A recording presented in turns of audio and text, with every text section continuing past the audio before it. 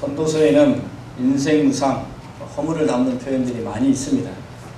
그래서 우리가 전도서 하면 대표적으로 떠오르는 단어가 있지 않습니까? 헛되다 라는 단어입니다. 전도서 1장 2절 말씀에 보게 되면 헛되고 헛되며 헛되고 헛되니 모든 것이 헛되도다 라고 말씀하고 있고요. 전도서 12장 8절 말씀에 보게 되면 헛되고 헛되도다 모든 것이 헛되도다 라고 말씀하고 있습니다.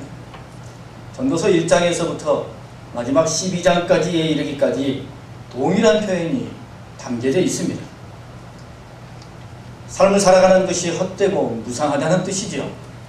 그러나 여러분, 이런 표현은 하나님 없는 삶이 허망하다는 뜻이죠. 하나님의 섭리와 인도하심을 따르지 않는 삶이 헛되니 세상의 헛됨을 버리고 하나님께로 돌아오라 하는 깊은 뜻을 담고 있는 선언입니다. 오늘 우리가 읽은 말씀, 이 본문의 말씀은 전도서의 핵심이며 결론에 해당되는 부분입니다. 전도자는 인생무상, 그 허망함 속에서도 삶의 본질을 되찾을 수 있는 가장 빠른 길, 가장 정확한 길이 무엇인지를 제시하여 주며 가르치고 주고 있습니다. 그 말씀의 시작이 오늘 우리가 읽은 1절과 2절에 담겨져 있습니다. 너는 청년의 때에 공고한 날이 이르기 전에, 나는 아무 낙이 없다고 할 해가 가깝기 전에, 해와 빛과 달과 별들이 어둡기 전에, 비 뒤에 구름이 다시 일어나기 전에 라고 말씀하고 있습니다.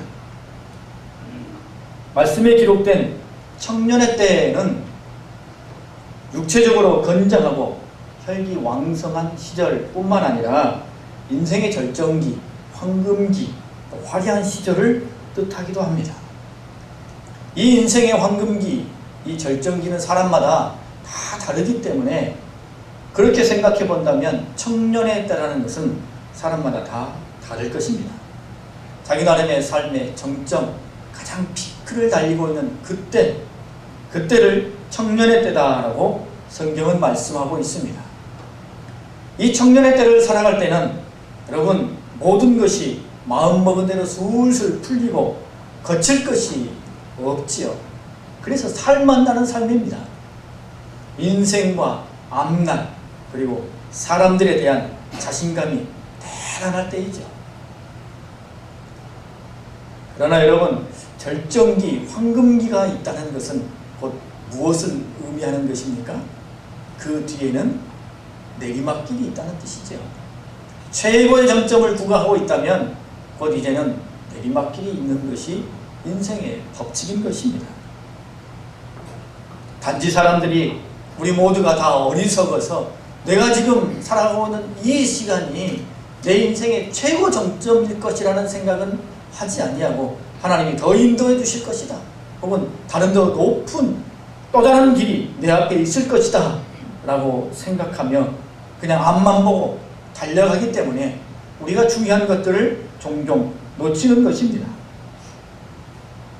지금 자기가 누리고 있는 이 시간이 자기 인생의 최고의 황금기인지 아니면 더 화려한 시절이 오게 될 것인지 알 수 없기 때문에 우리는 종종 그릇된 선택을 하게 되는 것이죠. 그래서 전도자는 말합니다. 청년의 때, 그 청년의 때가 얼마나 지속될지, 얼마나 더 확장될지 알 수 없지만 그 청년의 때를 지나고 있다면 이제는 자신 앞에 내리막의 순간이 있음을 알고 누구를 기억하라고요?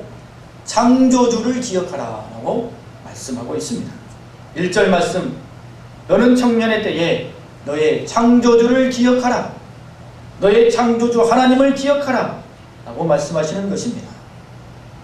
최고의 절정의 시기에, 또 인생의 화려한 시기에 창조주 하나님을 기억한다는 것은 겸손과 두려움을 품으라 라는 말씀입니다.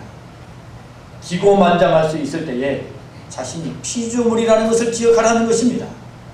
모든 것이 자기 뜻대로 다 될 것 같은 자신감이 넘칠 때 이 우주 만물을 주관하시는 분은 하나님이시라는 것을 다시 기억하라는 것입니다.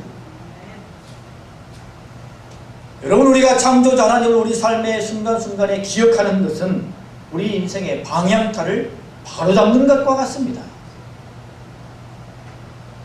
우리는 연약하고 부족한 인간이기 때문에 잠시 방심하면 근본을 잊어버린 채 지나칠 때가 있거나 혹은 부족할 때가 있습니다. 그래서 그 삶의 순간순간에 창조주 하나님을 기억하는 것이 우리를 건강하고 바른 삶의 모습으로 인도하는 표지판과 같은 것이 되는 것입니다. 그래서 전도자는 창조주를 기억하라, 창조주를 기억하라 라고 권면하며 선언하고 있는 것입니다. 그러면 이 창조주를 기억하라 하는 것이 오늘 말씀 속에 구체적으로 어떻게 담겨져 있는지 오늘 말씀을 통해 함께 살펴보도록 하겠습니다. 창조주를 기억해야 하는 것은 첫 번째, 모든 일에는 결국이 있기 때문입니다. 13절 말씀에 이렇게 시작합니다. 일의 결국을 다 들었으니 라고 말씀합니다. 일의 결론, 마지막에 대한 이야기를 들었다는 것이죠. 무슨 말입니까? 전도서 1장부터 12장 이 표현의 앞부분까지 인생의 결론, 삶의 결론이 무엇인지를 분명하게 밝혀주었다는 것이죠. 그 인생의 그 결론이 뭡니까? 허망하다는 것이죠. 헛되다는 것입니다. 시작이 있으면 끝이 있고 모든 일에는 결론이 있는 것처럼 이 땅의 생명을 가진 모든 존재들에게는 뭐가 있습니까? 죽음이 있죠. 마지막 죽음이 있습니다. 우리 인간도 마찬가지 아닙니까? 우리 인생에는 죽음이 있고 죽음에는 하나님의 심판이 담겨져 있는 것입니다. 죽음은 죄로 말미암아 인간의 육체에 임하는 첫 번째 심판이지만 그 이후에는 영혼에 대한 두 번째 심판이 있습니다. 이것은 우리가 부정한다고 해서 없는 것도 아니요, 우리가 꺼려한다고 해서 되어지지 않는 일이 아닙니다. 모든 이 땅의 생명들의 현실입니다. 오늘 우리의 현 주소이죠. 누구나 하나님의 심판대 앞에 설 수밖에 없습니다. 마치 심판이 전혀 없을 것처럼, 죽음이 없을 것처럼 아무런 준비도 하지 않고 살아가는 사람들에게는 일의 결국이 있다는 것이 마땅치 않을 수밖에 없습니다. 그러나 여러분, 오늘 우리가 살아가는 삶의 현장도 한번 생각해 보십시오. 우리가 일의 결국을 따지지 않는 것이 뭐가 있습니까? 우리도 늘 일의 결말, 그 열매, 그런 것들을 늘 말하지 않습니까? 자녀들에게 시험 성적에 대해서 묻지 않습니까? 우리가 무언가를 투자할 때 그게 얼마만큼 성과를 내고 이윤을 낼까, 결과가 어떻게 될까 따져보고 투자하거나 어떤 일을 행하지 않습니까?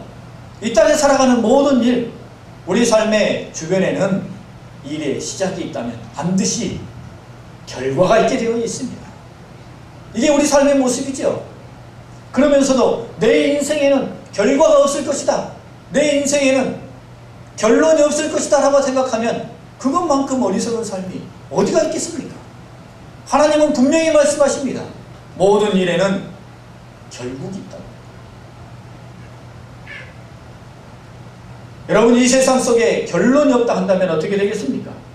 결과를 묻지 않고 과정에서 이어진 결과를 말하지 않는다면 이 세상은 엉망이 될 것입니다. 그래서 히브리서 9장 27절 말씀에는 한 번 죽는 것이 사람에게는 정해진 것이요 그 이후에는 심판이 있으리니 라고 말씀하고 있습니다.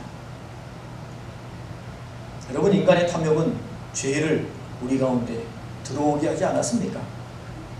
인간의 교만은 죄를 창조하였습니다. 그 죄로 말미암아 심판이, 죄로 인한 사망이 우리에게는 분례가 되었습니다.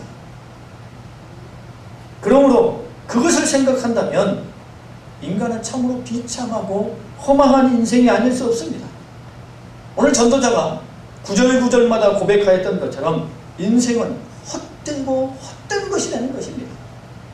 이 세상에서 부자로 살고 성공한 인생을 살아가고 좋은 옷을 입고 좋은 음식을 먹고 삶의 즐거움을 누려본들 죽음 이후에 영원한 심판의 자리로, 영벌의 자리로 내려간다면 결국 허망한 것 아니겠습니까? 영원한 이후의 삶을 생각한다면 오늘 이 땅에서의 삶은 찰나에 불과합니다.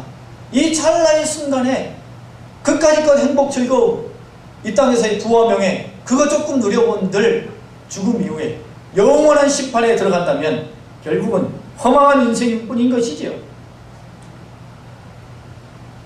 우리가 원하지 않지만 이것이 우리에게 덧입혀져 있었던 불례입니다.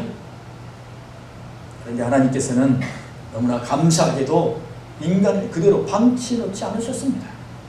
인간에게 찾아오셨고 길을 주셨고 다시 한 번의 기회와 더불어 얻는 생명을 주셨습니다. 그러므로 지금 전도자가 말하고 있는 것은 모든 인생이 다 똑같이 헛되고 헛되며 헛된 그런 인생이라는 것이 아니라 하나님 없는 인생이 헛되다라고 말하고 있는 것입니다. 이 일의 결국이라는 것이 바로 그것입니다. 전도자가 들려주고 있는 일의 결국이란 하나님 없는 인생은 허망하고 헛되다라는 것입니다. 이런 것을 들었으니 인생의 황금기를 살아가는 청년의 때에 이미 창조주를 기억하며 살아가야 한다라는 것입니다. 여러분, 우리가 살아가는 모든 인생도 우리 삶에도 결국이 다 있습니다. 마지막이 다 있죠. 그것을 향한 과정이 오늘의 삶이라고 말해도 과언이 아닐 것입니다. 그러므로 우리는 오늘 전도자와 같이 창조주를 기억하는 삶을 살아야 할 것입니다. 일의 결국이 누구에게 있기 때문입니까? 창조주 하나님에게 있기 때문에 우리는 삶의 모든 순간순간에 창조주 하나님을 기억하며 살아가는 삶을 행해야 한다라는 것입니다. 창조주를 기억해야 하는 두 번째 이유는 하나님께서 선악간에 분별하시기 때문입니다. 14절 말씀 보게 되면 이렇게 말씀합니다. 하나님은 모든 행위와 모든 은밀한 일을 선악간에 심판하리라 라고 말씀하고 있습니다. 여러분, 두려운 말씀 아닙니까? 사람이 사람을 판단하고 뭔가 기준을 제시해도 가슴이 덜컹합니다. 좋을 때는 그냥 모든 것들이 수월하게 넘어가고 아무것도 아닌 것 같은데 갑자기 어느 순간에 기준을 제시하고 뭔가 판단의 근거를 제시하면 가슴이 덜컹하지요. 그런데 여러분, 그것보다 더 두려운 것은 누가 우리를 심판하고 판단하신다고요? 하나님이 우리를 심판하고 판단하신다는 것입니다. 우리의 모든 것, 은밀한 일까지도 선악간에 판단하시고 심판하신다는 것이죠. 우리의 잘잘못을 따지고 하나님의 저울에 달아보시겠다는 것입니다. 거기에 따라 판단하시고 책임을 물으시겠다는 말씀입니다. 여러분, 지금 이 시간 하나님이 우리 자신의 삶과 은밀한 모든 일을 선악간에 판단하신다면 어떻게 되겠습니까? 우리 자신은 알겠지요. 우리의 양심은 우리에게 말해줄 것입니다. 다른 사람은 모르지만 우리 자신은 알지 않습니까? 그러므로 여러분, 우리는 우리 자신 속에, 우리 삶 속에 있는 죄와 악을 하나라도, 조금씩이라도 지속적으로 끊어내야 하는 것입니다. 하나님의 선악간에 우리의 모든 행실과 은밀한 것을 판단하시기 때문입니다. 그것을 보시면서 우리에게 잘했다, 잘못했다를 말씀하시기 때문입니다.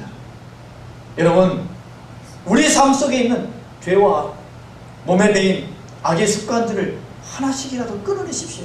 한꺼번에 다 제거하지 못할 수 있습니다만 하나씩이라도 내 삶 속에서 하나씩 무너뜨리십시오.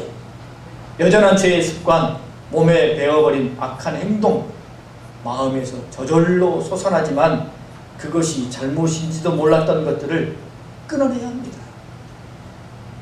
무언가를 결정하고 선택하고 행할 때 그게 하나님의 뜻에 맞는지 안 맞는지, 주님의 방법에 맞는지 살펴보고 말씀에 비추어 보려는 노력이 우리에게 필요하다는 것입니다.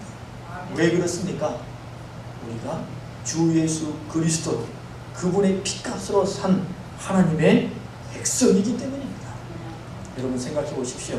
하나님께서 모든 이 땅의 사람들을 하나님의 저울에 놓고 판단하고 선악간에 심판하십니다. 그럴 때 마음가짐이 어떠시겠습니까? 세상 사람들을 심판하고 판단할 때는 뭐 그럴 거야 라고 생각하며 심판하고 저울질하실 것입니다. 그러나 당신의 백성들을 향해서는 어떤 마음으로 하나님께서 저울질하시고 판단하시겠습니까? 역시 내 백성이야. 역시 내 자녀야. 역시 누구야. 하나님이 그런 마음으로 우리를 판단하고 우리를 저울질해보고 우리를 살펴보고자 하지 아니하시겠습니까? 여러분, 우리도 다른 아이들과 우리 자녀를 바라보는 마음이 분명히 다르지요. 하나님께서도 우리를 바라보시면서 우리의 모든 것을 선악간에 심판하시며 저울질할 때 털어서 먼지 안 난 사람이 어디가 있느냐? 내가 하나라도 다 찾아내서 꼬투리 잡아 너를 정죄하리라. 이런 마음으로 우리를 살펴보시겠습니까? 그것보다는 우리를 향한 기대감을 가지시고, 그래, 내 백성은 역시 다르구나. 죄와 악을 하나씩 하나씩이라도 끌어내며 어제보다는 오늘이 낫고 오늘보다는 내일이 더 낫구나. 더 나의 백성답구나. 라는 그런 기대감을 가지고 우리를 바라보시지 않겠습니까? 여러분, 그러므로 우리는 우리 자신에게 죄와 악은 하나씩이라도 덜어내고 은혜와 경건은 하나씩이라도 더하는 삶을 살아가야 하는 것입니다. 어느 교회에서 이와 같은 운동을 벌였다고 합니다. 상자 위에 하나님께서 싫어하시는 것이라는 글씨를 써붙이고 자기 가정이나 자기 삶에서 하나님께서 싫어하실 것 같은 것들이 발견되면 그걸 가져다가 거기다 넣으라고 한 것입니다. 거기 안에 여러 가지 것들을 넣게 했더니 여러분 어떻게 되겠습니까? 그 안에 여러 가지 물품들이 쌓였습니다. 담배, 무기, 술, 뭐 여러 가지 다른 부정적인 것들, 하나님이 싫어하실 것만 같은 것들이 거기 안에 가득가득 쌓였습니다.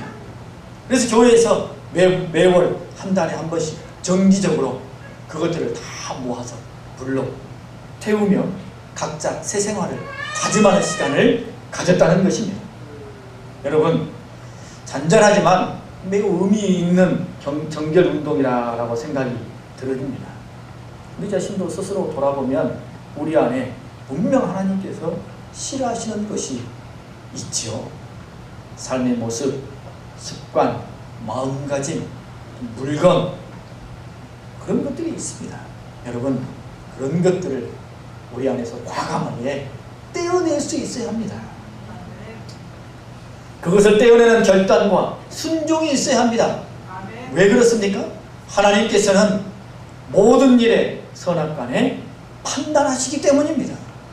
여러분, 이 말씀은 세상 사람들보다는 사실은 우리들이 더 크게 들어야 할 말입니다. 우리가 더 귀담아 들어야 할 말입니다. 왜냐하면 우리는 주 예수 그리스도로 말미암아 구원받은 하나님의 사람들이요 천국의 소유 하늘의 시민권자이기 때문입니다. 그런 은혜를 받았으니 하나님의 말씀대로 더욱 살아야 하는 것이지요. 주님의 피값으로 우리에게 주신 영원한 생명과 구원을 반드시 이루어내야 하는 것이지요. 여러분, 천국이 있는 것을 몰랐으면 모르겠지만, 천국을 가는 길을 몰랐으면 모르지만, 우리는 천국이 있는 것도 알고 천국에 가는 길도 아는데 그 길을 가지 못하고 그것을 내 안에 성취해내지 못한다면 이거 어떻게 되는 것입니까? 여러분, 그것이 있는 것도 알고 그 길을 아니 그 길을 가고 구원을 성취하는 것은 이제 우리에게는 의무요 사명입니다. 알면서도 그것을 놓치거나 어둠의 세력들에게 빼앗긴다면 얼마나 억울한 일입니까? 알면서도 못 갔다면 땅을 칠 일 아니겠습니까?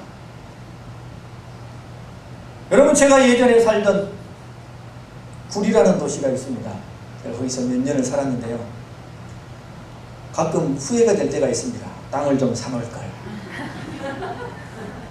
구리에서 살 때 1년 사이에 40평당 40만 원 하던 땅이 400만 원까지 올라갔습니다.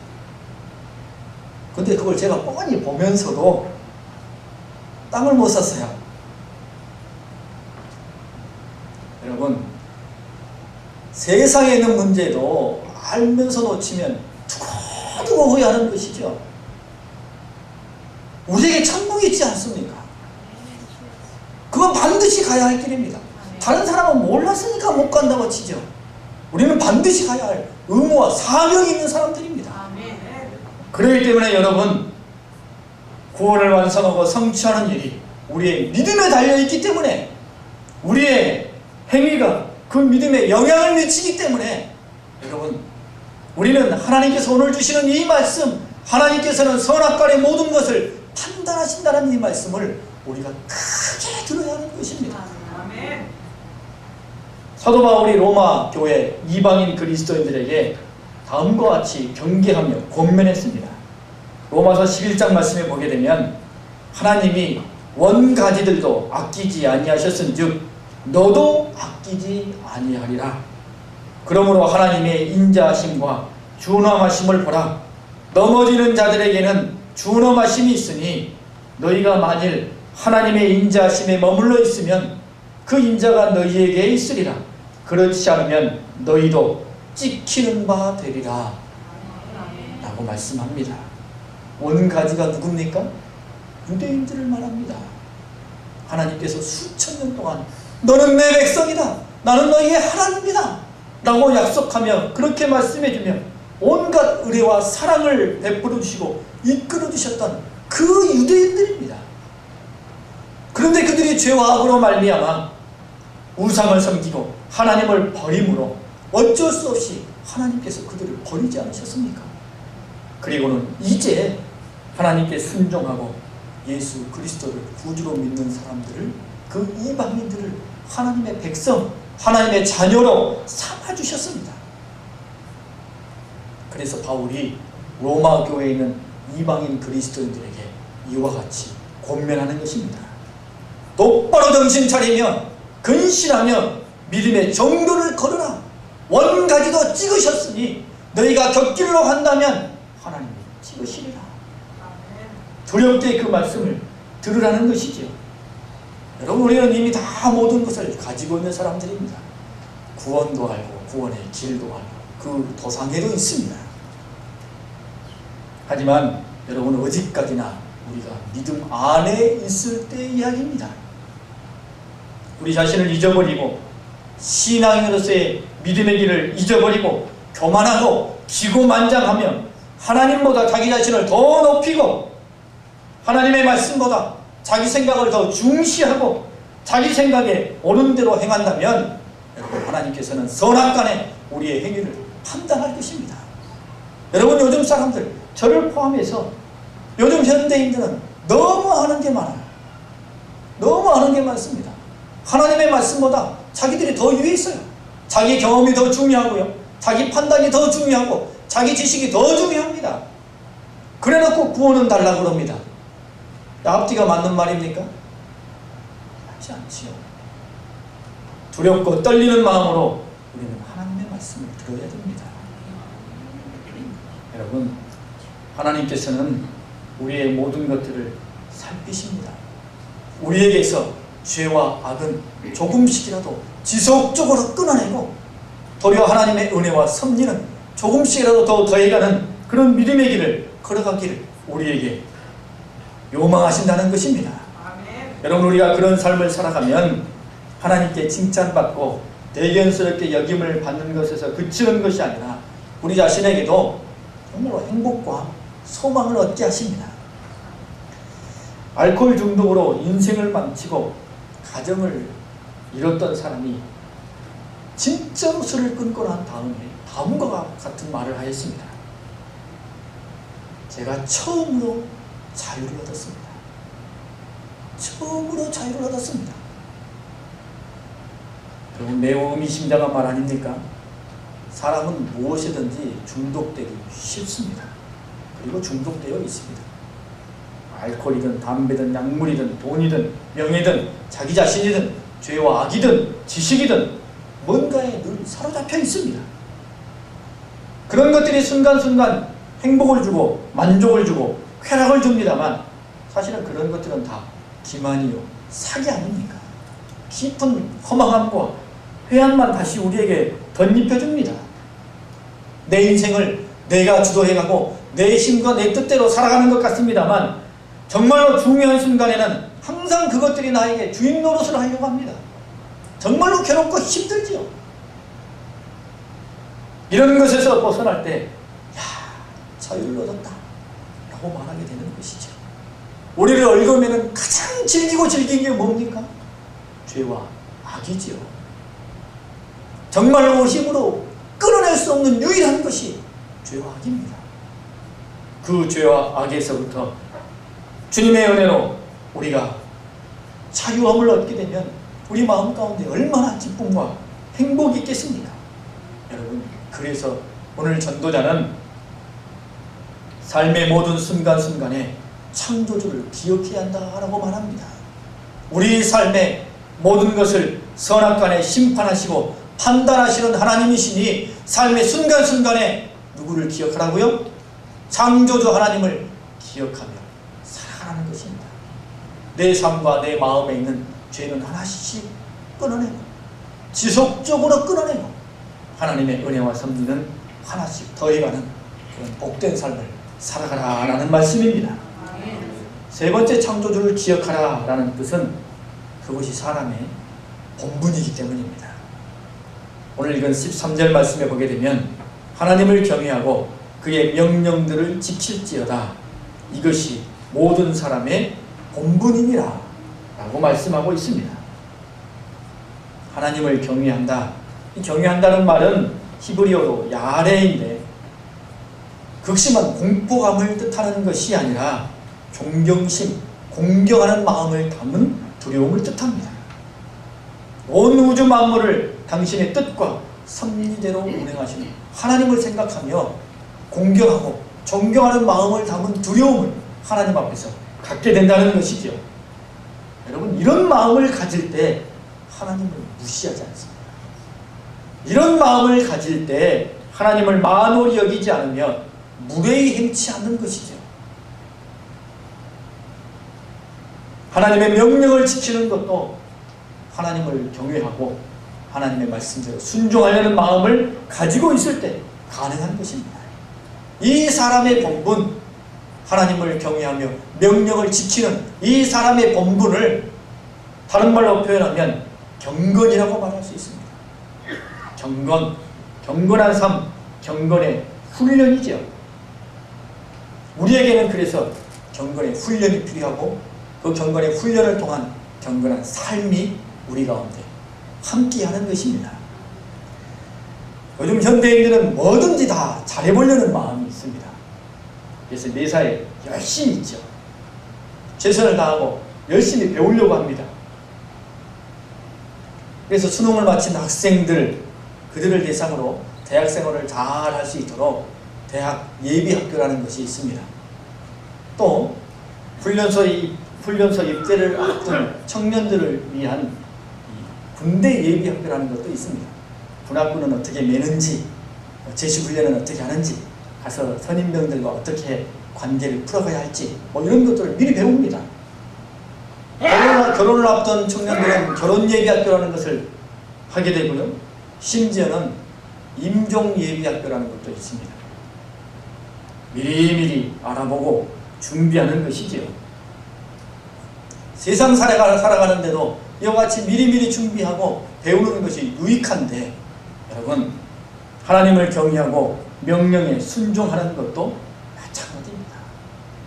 본분을 잃지 아니하며 경건한 삶을 살기 위해서는 경건의 훈련이 필요한 것이죠. 경건의 훈련은 이 세상에서의 구별되고 변화된 삶뿐만 아니라 영원한 천국의 삶을 위한 준비입니다.